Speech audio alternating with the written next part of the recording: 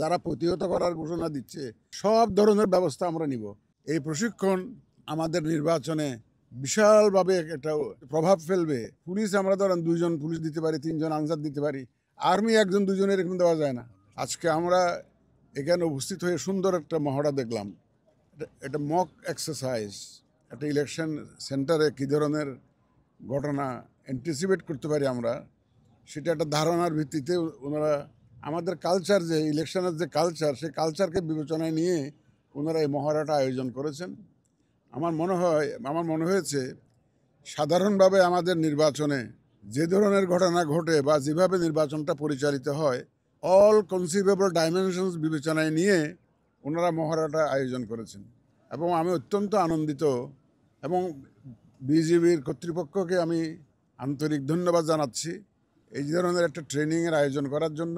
এই ট্রেনিংটা, এই ইলেকশনের ডিউটিটা সবসময় আসে না, পিরিয়ডিক্যালি আসে। সাধারণভাবে বলতে গেলে, কনস্টিটিউশনালি বলতে গেলে প্রায় 4-5 বছর পর পর আসার কথা এটা, এই ধরনের ডিউটি। বিজিবি তো তাদের তো নর্মাল যে কাজ সেটা তো করেই যাচ্ছে, বর্ডার এলাকায় দেশকে রক্ষার কাজ তো করতেছেই, স্মাগলিং কন্ট্রোল এর মধ্যে তারা আছে। আমাদের বিভিন্ন আইনশৃঙ্খলা বাহিনীকে আমরা এখানে এনগেজ করব। এটা আমার তৃতীয় পরিদর্শন।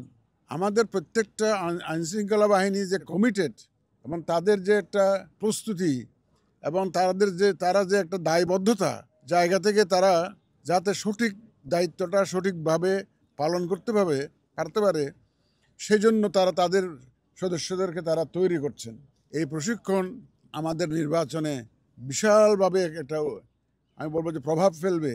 আমি আশা করি এই সব আইনশৃঙ্খলা বাহিনী মিলে, আমাদের সাংবাদিক ভাইয়েরা মিলে, এই যে আমাদের প্রায় 13 কোটি ভোটার মিলে আমরা যে জাতিকে যে ওয়াদা দিয়েছি, আমরা এই যে একটা সুন্দর সুষ্ঠু নিরপেক্ষ নির্বাচন উপহার দেওয়ার জন্য আমরা সেটা ইনশাল্লাহ সবাই মিলে ইনশাল্লাহ অর্জন করব এবং ডেলিভার করব।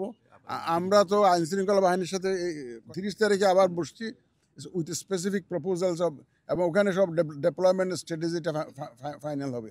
এবং আপনারা দেখবেন যে সব কেন্দ্রে আর্মি দাবি করছে এরকম।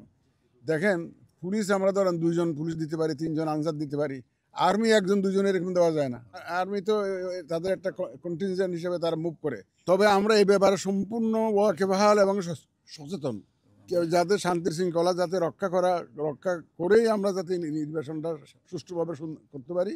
আর যারা প্রতিহত করার ঘোষণা দিচ্ছে সব ধরনের ব্যবস্থা আমরা নিব, যাতে কেউ সহযোগিতা লাগবে, আপনাদের সহযোগিতা লাগবে, সাংবাদিকদের সহযোগিতা লাগবে, দেশবাসীর সহযোগিতা লাগবে, ভোটারদের সহযোগিতা লাগবে। সুতরাং সবাই মিলে এই ধরনের সিচুয়েশন, অনাকাঙ্ক্ষিত সিচুয়েশন আমরা প্রতিহত করব এবং ইনশাআল্লাহ অনাকাঙ্ক্ষিত সিচুয়েশন হবে না। মানুষ তো সবাই বুঝতেছে যে সবাই একটা সুন্দর নির্বাচন চায়।